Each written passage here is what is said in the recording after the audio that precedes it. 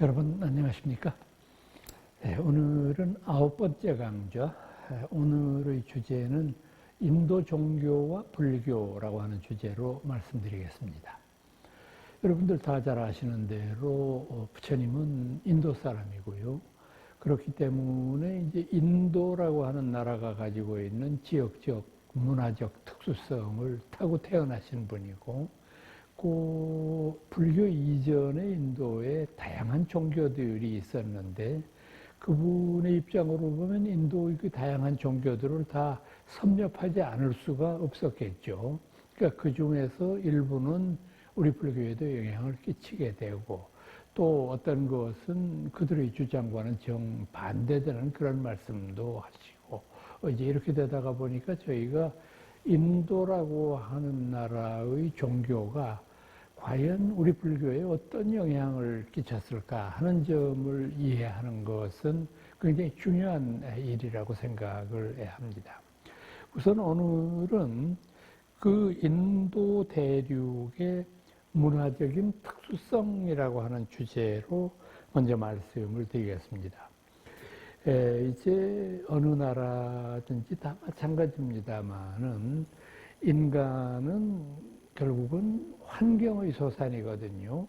그 자기를 에워싸고 있는 환경, 그 환경 속에 들어가는 것은 우선 지리적인 문제, 또 거기에 기후 문제가 있지 않습니까? 그리고 같이 사는 그 민족이 어울려 사는 과정에서 나름대로 어떤 얻게 되는 특징이 있을 거고, 이런 모든 것들을 종합해서 살펴봐야 우리가 그 나라의 문화를 이해할 수 있는 거 아니겠어요?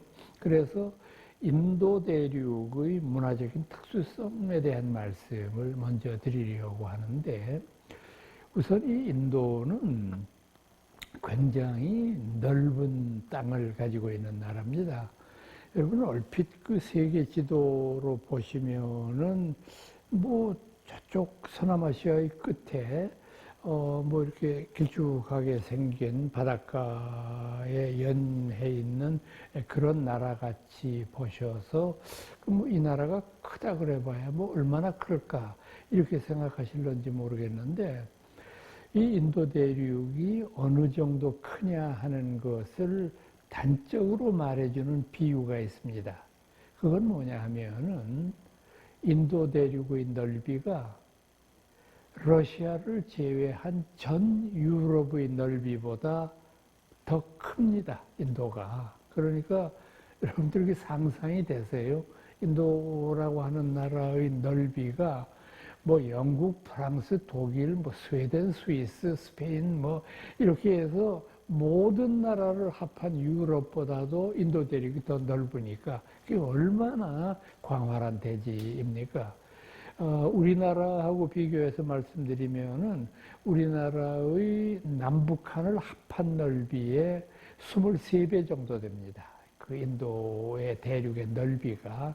그러니까 남한만을 놓고 보면은 40배가 훨씬 넘죠. 그래서 여러분들이 인도 대륙을 연상하실 때에는 무엇이나 시간적인 단위는 우리나라가 지금 하고 있는 이런 그 시간적인 단위에 곱하기 40을 하시면 됩니다. 그러면 되게 인도가 어느 정도구나 하는 것을 이해할 수 있을 겁니다.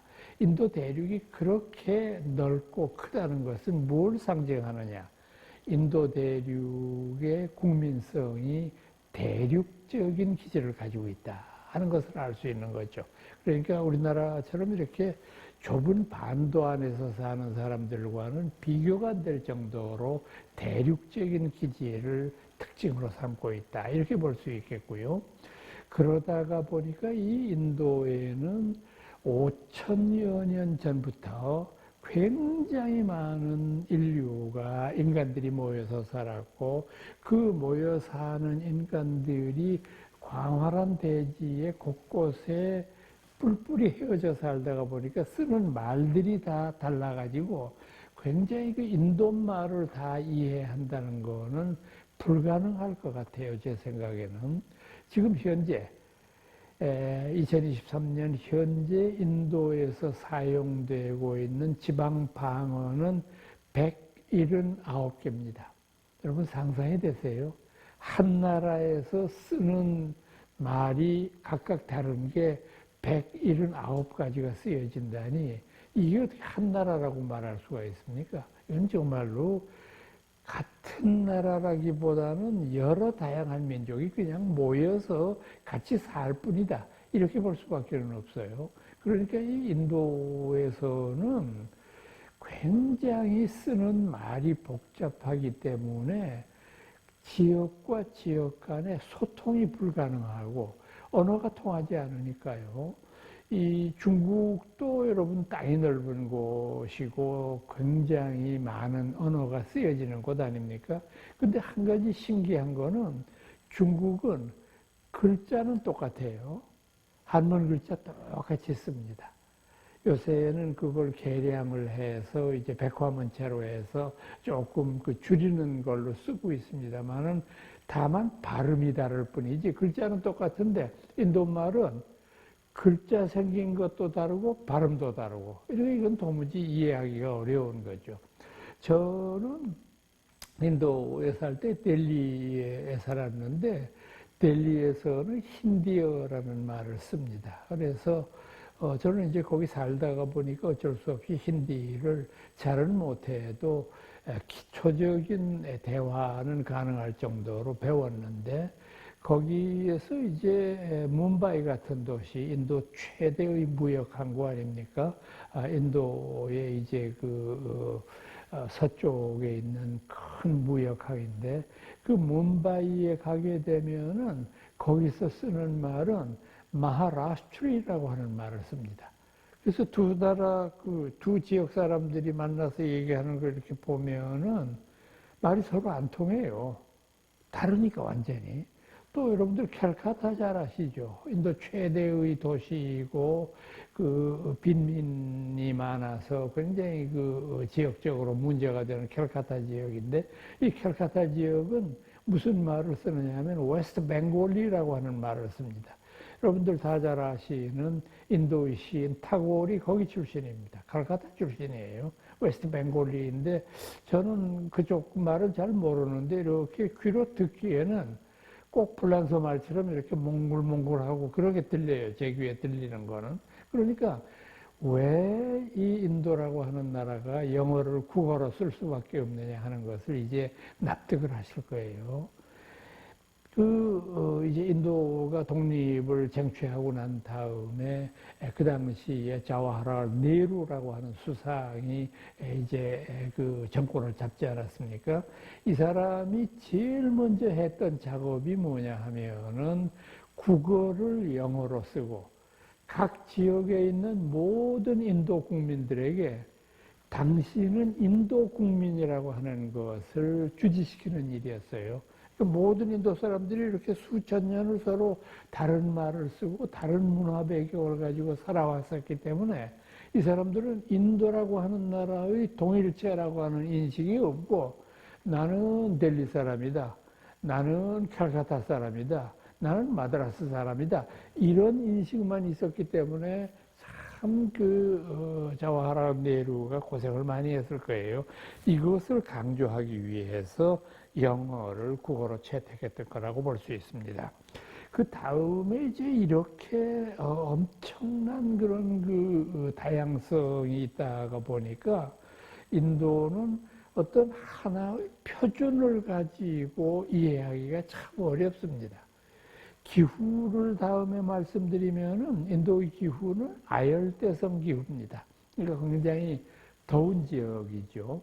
그 더운 지역은 그러니까 우리나라처럼 이렇게 사계절이 뚜렷한 나라가 아니기 때문에 그쪽 지역에 살 때는 그쪽 지역에 적응을 해야 되는데 대략 이제 인도에서는 이제 겨울이 지나고 난 다음에 따뜻한 봄이 오기 시작하는 것이 3월 달부터 시작해요. 양력 3월부터 이제 대지가 더워지기 시작하는데 제가 따뜻하다고 잘못 말씀드린 것 같은데 따뜻하다는 말이 낮 최고 기온이 40도 가까이 올라갑니다. 3월이 되면은요.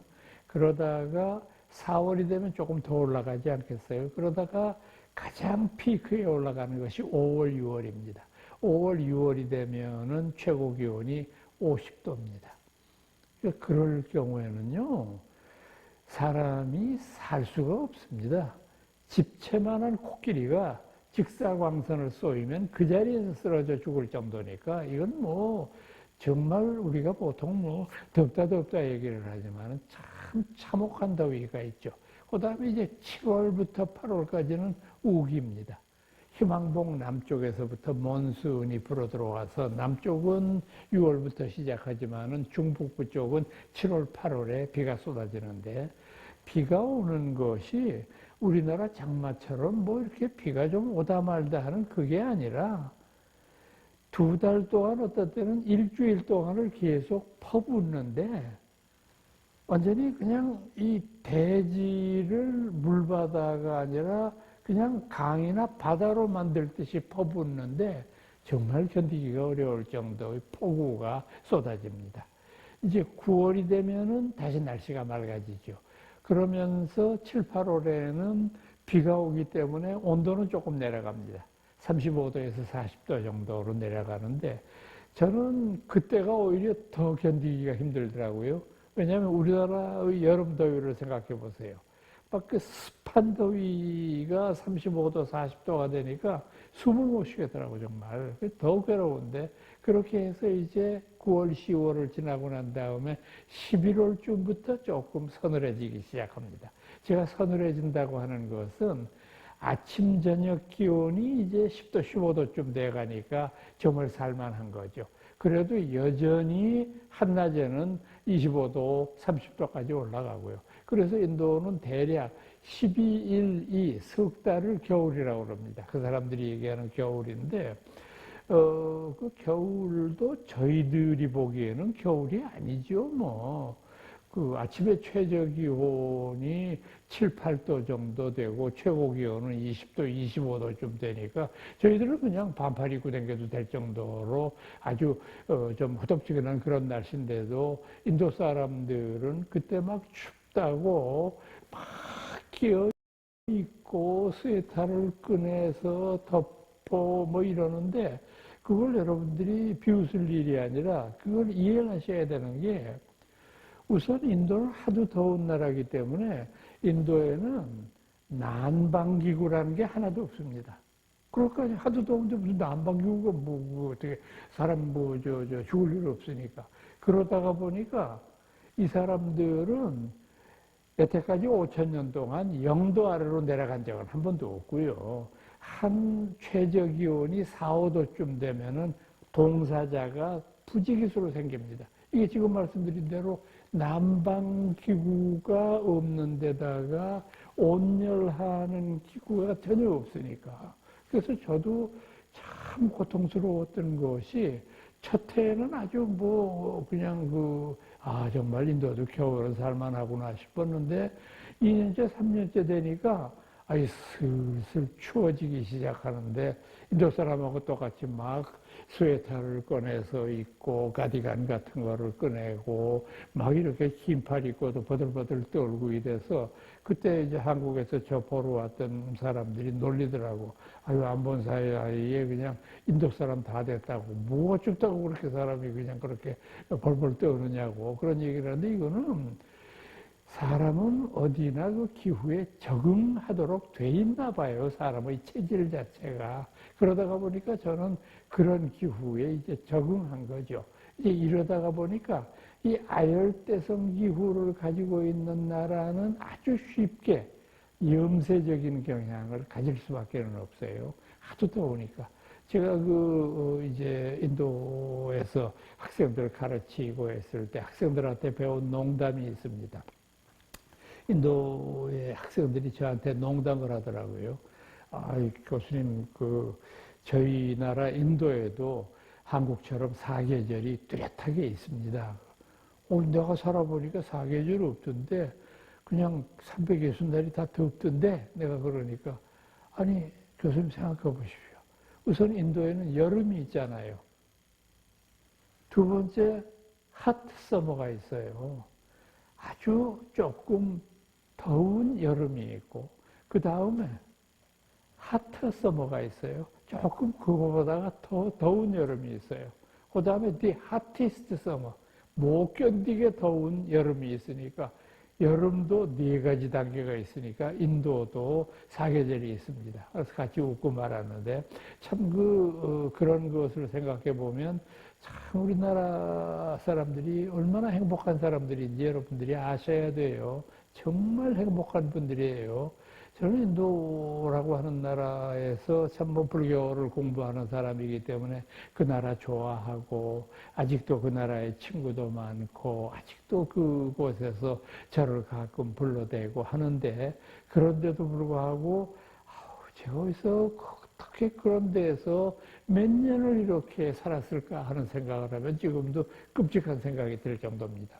자, 이제 이러다가 보니까 인도 대륙은 상당히 종교적으로 굉장히 많은 발전을 이룩하게 된 나라라고 볼 수 있고, 흔히 우리가 인도를 얘기했을 때 인도는 동서문화의 가교 이런 얘기하죠. 그러니까 바로 지형적인 위치 자체가 서남아시아의 제일 끝에 있지 않습니까? 아시아는 아시아인데 아시아의 제일 서쪽 끝에 놓여 있고, 그 다음에 그곳에서부터 중동 지역을 넘어서 터키 지중해를 건너게 되면 곧바로 유럽이잖아요. 그러니까 유럽과 동양을 잇는 가교 역할을 하는 나라다. 이렇게 말할 수 있겠습니다.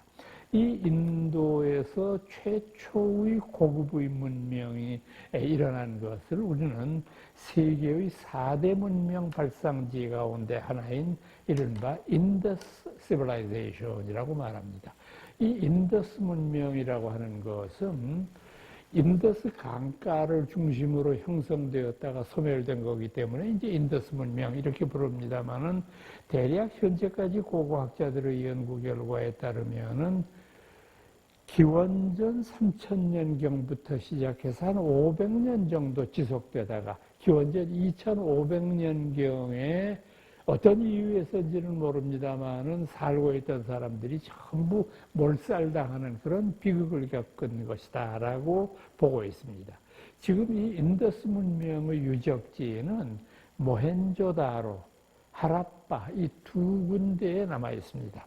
이 모헨조다로 하라빠라고 하는 지역은 오늘날은 인도의 국경 안에 있는 것이 아니라 파키스탄의 국경 속에 있습니다. 파키스탄의 영토 속에 있는데 모헨조다라라고 부르는 지역은 이제 파키스탄의 제일 남쪽 지역 카라치라고 하는 지역에서 이제 그쪽까지 올라가야 돼서 모헨조다로라고 하는 유적지가 남아 있는데 거의 원형에 가깝게 남아 있어요. 반면에 거기서 상당히 북쪽으로 올라가서 하라빠라고 하는 지역에도 역시 인더스 문명의 유적지가 남아 있는데 그 하라빠 문명지는 거의 다 파괴가 됐어요.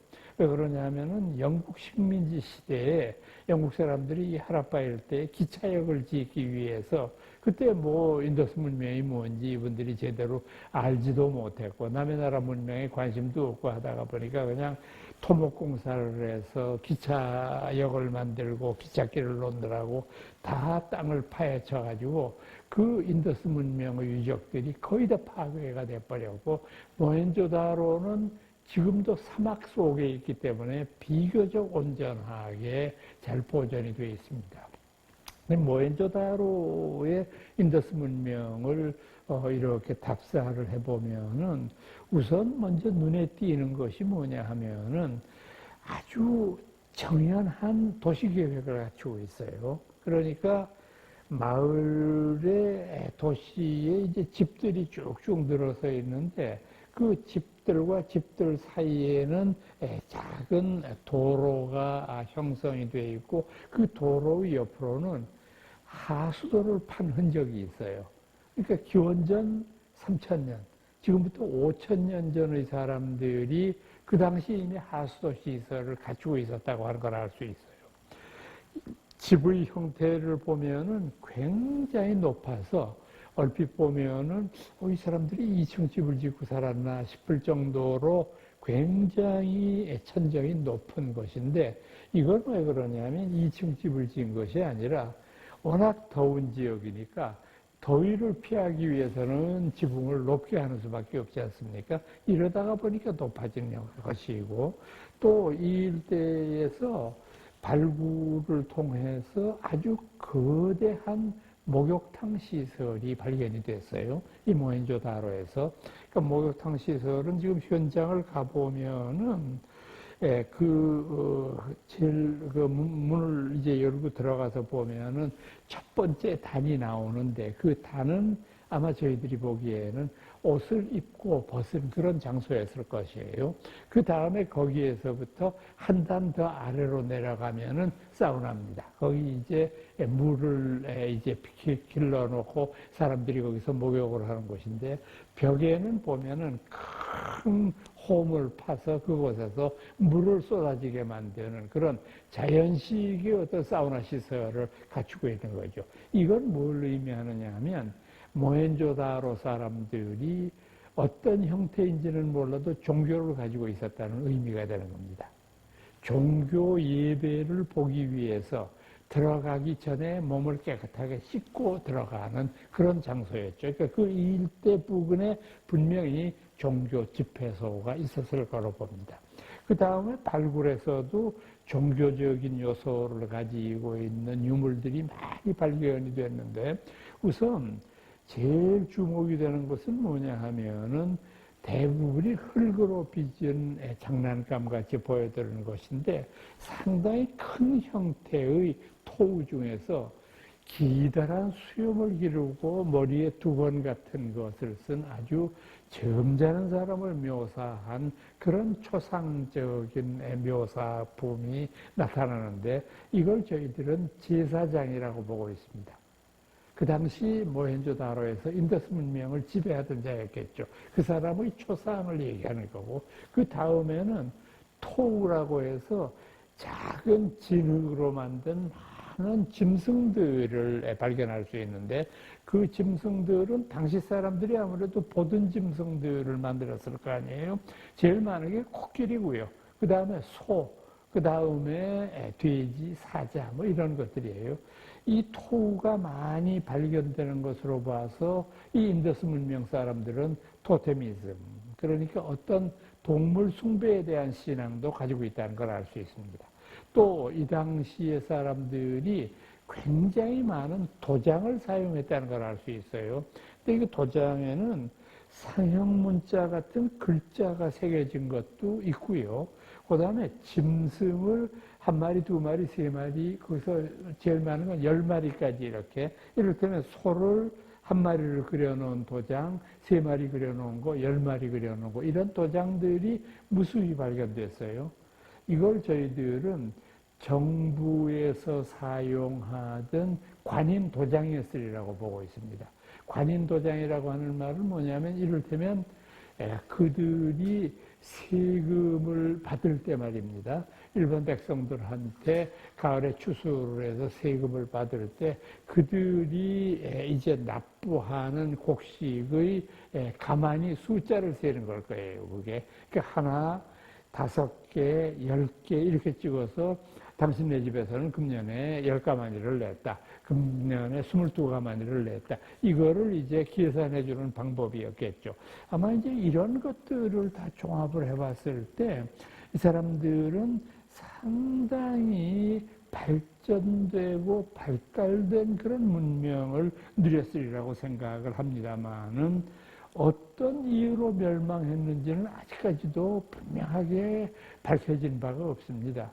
뭐 학자들 간에는 부족끼리의 전쟁에 의한 전멸설 또는 질병에 의해서 멸망했을 가능성 뭐 이런 것들을 얘기하는데 제가 생각하기에는 아무래도 그런 질병이나 전쟁에 의한 것이라고 할지라도 한꺼번에 전 백성들이 다 전멸하기는 어렵거든요. 살아있을 수밖에는 없는 건데 이렇게 전멸한다고 하는 것은 저는 아무리 생각을 해도 역시 인더스강의 범람에 의한 해일 같은 것이 일어서 바닷물이 인더스강 쪽으로 역류를 해서 들어오면, 인더스강이라고 하는 강물줄기는 연원이 히말라야에 있습니다만은 그곳에서부터 아라비아 바다로 흘러내려가는데, 이게 바닷물이 역류를 해서 해일을 치게 되면은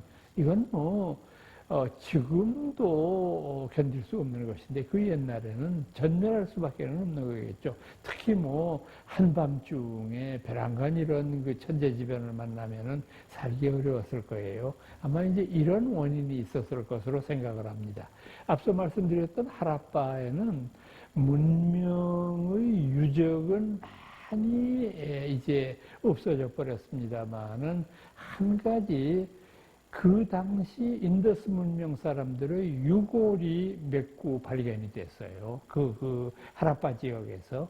그 하라빠 지역에서 발견된 유골 가운데에서 여성의 유골이 가장 완벽합니다. 그래서 지금도 하라빠 박물관에 들어가는 첫머리에 보면 인더스의 여인 이렇게 붙여가지고 거기에 큰 이제 그 유리벽 속에다가 그 5,000년 전의 인류의 여성 모습을 이렇게 그대로 인골 그대로 모셔놨는데, 이렇게 보면은 거기에서 고대인들이 확실히 지금의 우리보다 더 컸던 것을 알 수 있는 게 뭐냐면은, 그 여성의 키가 2m 정도로 그렇게 써놨어요. 그 밑에 보면 이제 인더스의 여인 해놓고 추정하는 신장은 2m 3cm 정도 된다, 이렇게 써놨는데, 남성이면 여성보다 더 컸을 거 아니에요. 그럼 2m 12, 2m 15쯤 됐다는 얘기인데,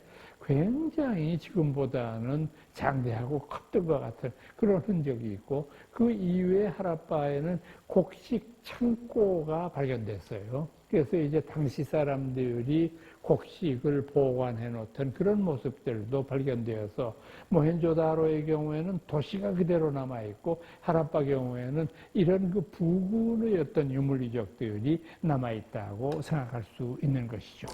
자, 그렇다면은 이제 본론으로 들어가서, 그렇다고 한다면은 도대체 이 인더스 문명을 비롯해서 어떤 문화와 어떤 종교들이 우리 불교에 어떻게 영향을 끼쳤을까 하는 점을 좀 더 구체적으로 알아봐야 되겠는데, 먼저 그것을 이해하기 위해서는 인도 대륙에 침입했던 아리안이라고 하는 분들에 대한 해설을 조금 드리지 않을 수가 없습니다. 이 아리안이라고 부르는 인종은 인류 역사 위에 최초로 등장하는 것은 기원전 17, 18세기경입니다.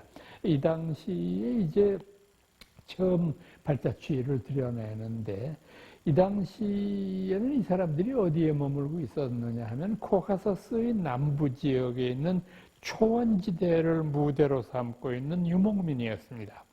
초원지대에 살고 있는 유목민이다가 보니까 소나마를 방목해서 이제 그렇게 해서 생활하는 사람들이기 때문에, 끊임없이 풀을 따라서 풀을 찾아서 끊임없이 민족 이동을 하지 않을 수 없지 않습니까?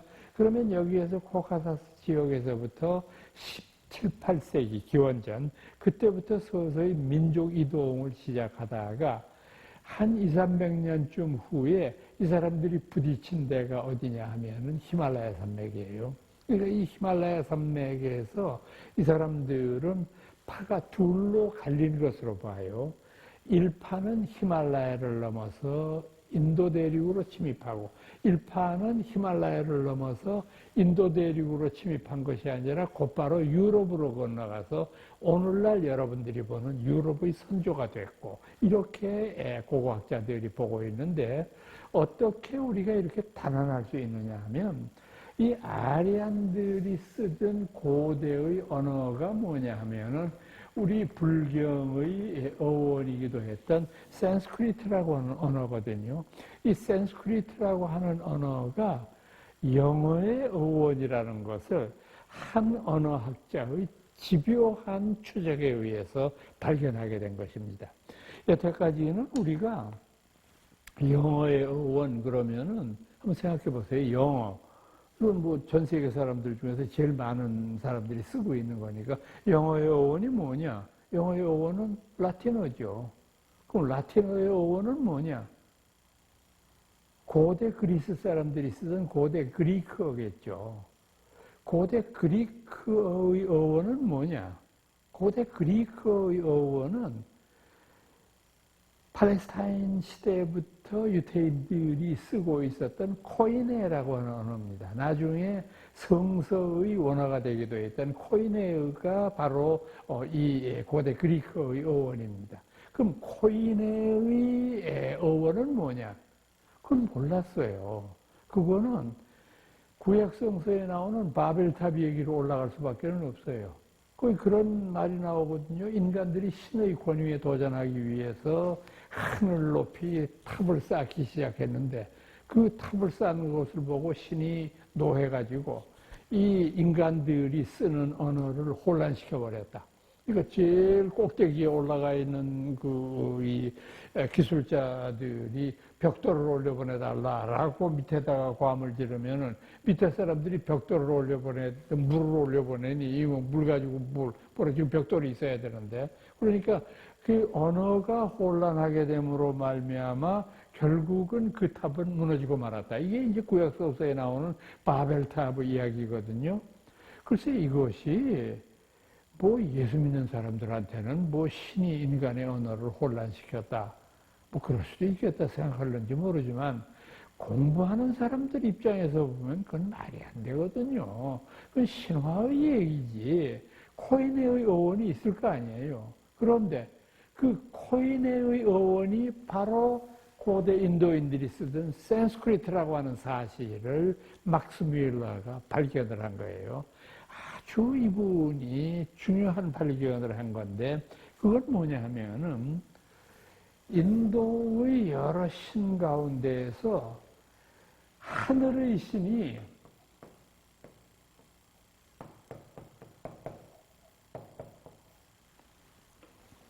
좌우스인데 이 네아우스라고 하는 것이 히랍의 제일신 좌우스, 제우스 똑같잖아요. 그러니까 결국 이것을 통해서 알 수 있는 점이 뭐냐 하면 인도에 침입했던 아리안들은 바로 오늘날 서양의 선조들하고 동일하다는 것을 알게 된 거죠. 그러니까 이것을 깨닫게 되고 난 다음에 막스 뮬러가 울었다고 하는 아주 유명한 일화가 있습니다. 그러니까 그래서 그런지는 몰라도 영어하고 이 산스크리트하고 굉장히 유사한 점이 많아요. 그러니까 지금은 도저히 상식적으로 납득할 수 없는데 그냥 거의 대부분이 영어의 어원이 산스크리트에서 왔으니까 그 아리안들이 기원전 15, 16세기경에 드디어 인도 대륙으로 침입을 하고 그 당시 인도 대륙에는 드라비디안이라고 부르는 사람들이 살고 있었는데 이 드라비디안들을 침략자인 아리안들이 정복하고 이들이 인도 대륙의 새로운 주인으로 등장하게 된 거죠. 그러니까 이분들은 등장하면서 새롭게 인도 대륙의 주인으로 등장하면서 자기들의 정당성을 입증하기 위해서 소위 캐스트라고 하는 걸 만듭니다. 캐스트라고 하는 거 여러분들 고등학교 다닐 때 배우셨죠? 사성제라고 하는 거. 첫 번째 계급은 브라흐마나, 사제족, 제사 드리는 종교인들이죠. 제사를 관장하는 그런 부류의 사람들. 두 번째가 크샤트리아. 이 세속적으로 권력을 가지고 있거나 또는 뭐 큰 호부, 장상 이런 사람들. 세 번째가 바이샤. 평민들입니다. 산업공상에 종사하는 보통 사람들. 네 번째가 수드라, 노예입니다. 이 수드라는 아마도 원주민이었던 드라비디안들이 이 아리안들에게 정복당하고 참혹한 이 지경으로 전락한 것일 거라고 생각합니다. 그래서 이 사람들은 이 사성제 계급을 완전히 정착시키면서 자기들이 이 수드라라고 하는 사람들을 마음대로 통솔하고 심지어는 죽이기도 하고 팔고 사기도 하고 해도 죄가 안 되는 이런 독특한 풍습을 만들어내게 되는 거죠. 이렇게 해서 이분들이 이룩했던 여러 가지의 문명이 있습니다만은 가장 대표적인 것은 베다의 문화라고 하는 것하고 우파니샤드라고 하는 것, 이 두 가지가 가장 고대 인도의 아리안들이 이룩했던 위대한 사상적인 업적이라고 말하는데, 우선 이 베다라고 하는 것은 뭐냐면 여러 신들에 대한 찬양의 노래를 모아놓은 그런 고대 인도의 서적입니다. 그러니까 여러분 이렇게 생각을 하셔야 돼요. 지금 아리안들이 인도 대륙에 침입한 것이 기원전 13, 14세기경이라고 했을 때 사회적으로는 이 사람들이 캐스트 제도를 확립시켰는데, 그때 이 인도에 침입했던 아리안들이 최초로 느꼈던 철학적인 반성은 뭐냐 하면, 자연에는 인간의 힘을 초월한, 인간의 능력을 초월한 엄청난 힘이 있다고 하는 걸 깨닫잖아요. 과학이 발달하기 이전이니까 훨씬 더 이런 일을 절실하게 느꼈겠죠. 생각을 해보세요. 우리가 계속해서 봄, 여름 땀을 흘려서 곡식을 가을에 거두었는데 태풍이 한번 부니까 그냥 그 곡식이 전부 다 날아가고 물에 잠겨버려요. 근데 우리는 바람이 어디서 부는지도 모르고 그 바람을 어떻게 막을지도 몰라요. 태풍을 어떻게 막습니까? 도저히 방법이 없잖아요. 여러분, 태양을 보세요. 태양은 늘 동쪽에서 떠서 서쪽으로 지는데 도대체 이거는 우리가 상식적으로 납득할 수가 없이 영원히 돌고 있잖아요. 참 이해할 수 없는 일입니다.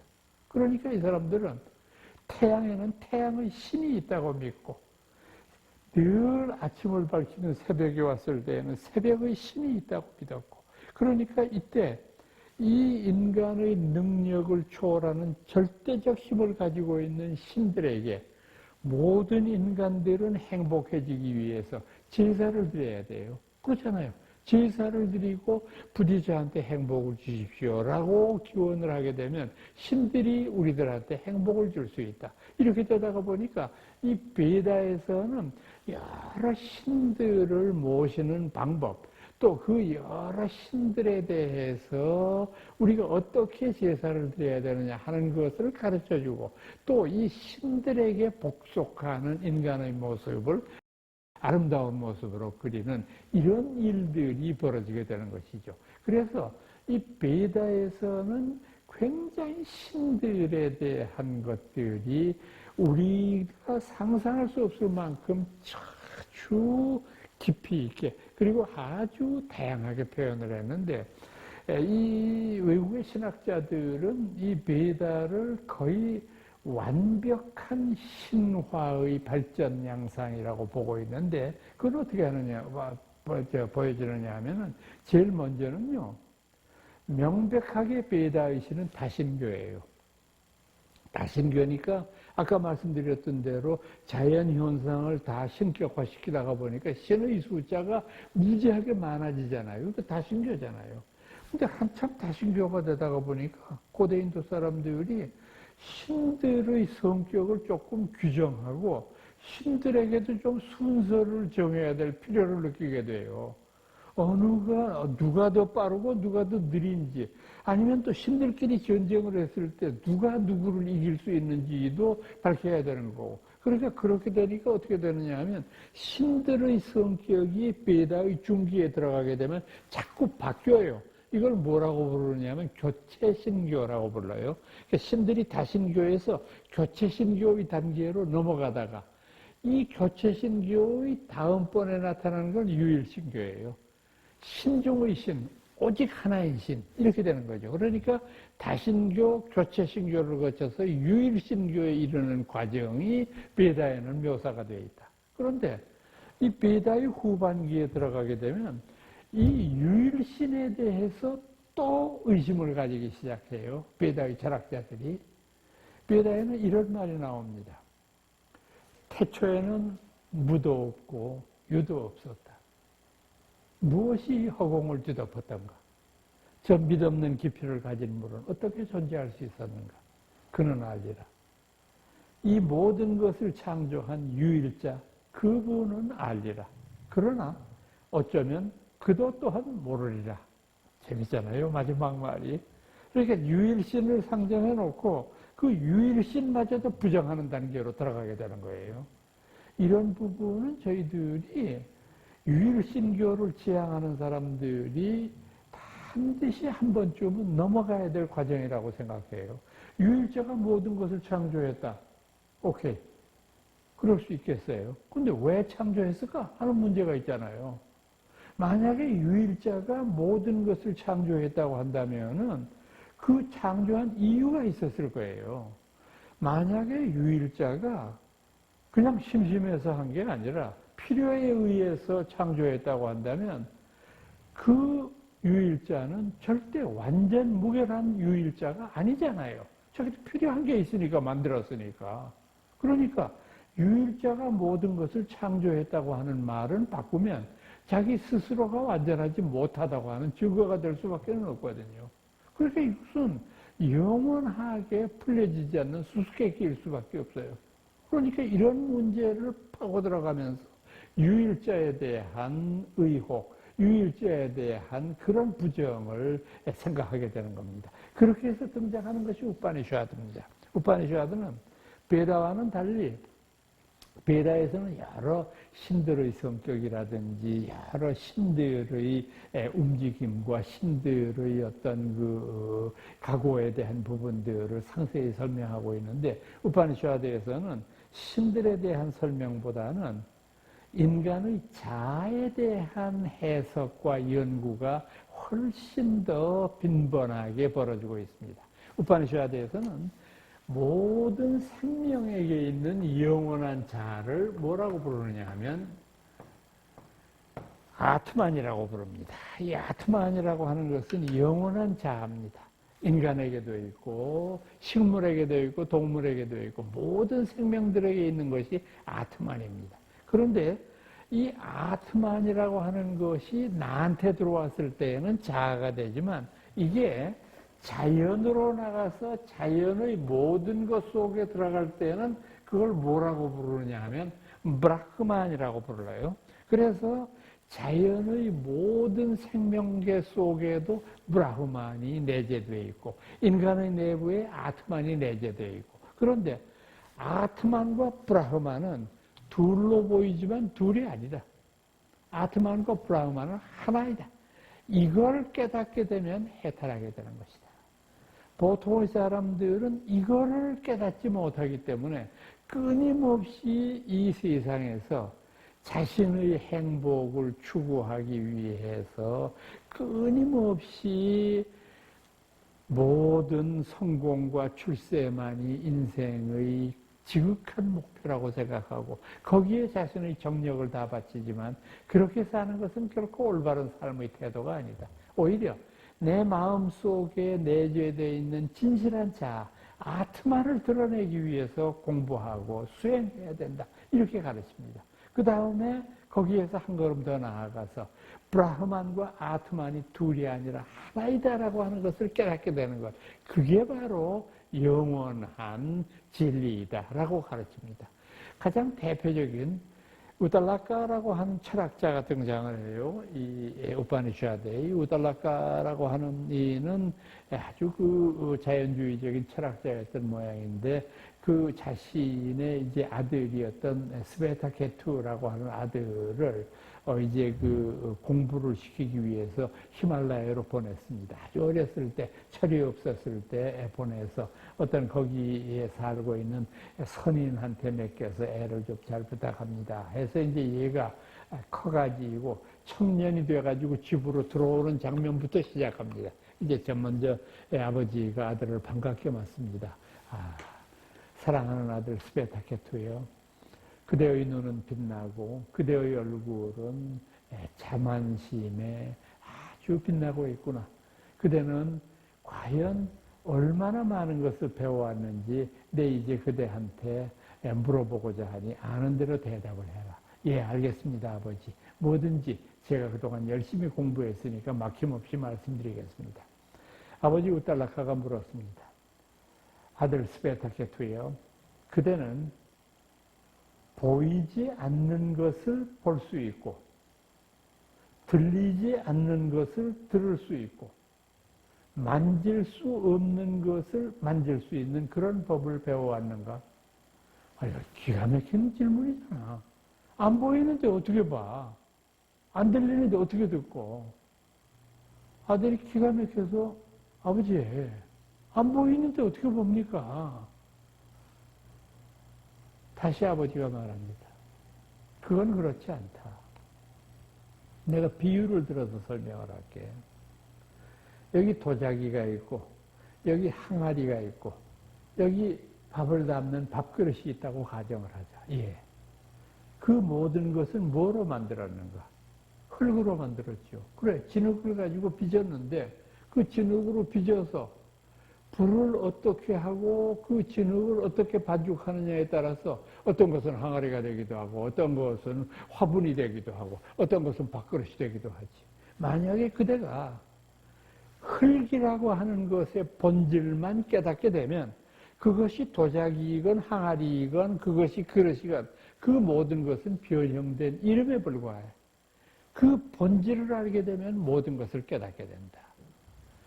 무슨 말인지는 몰라도 조금 이해는 가요.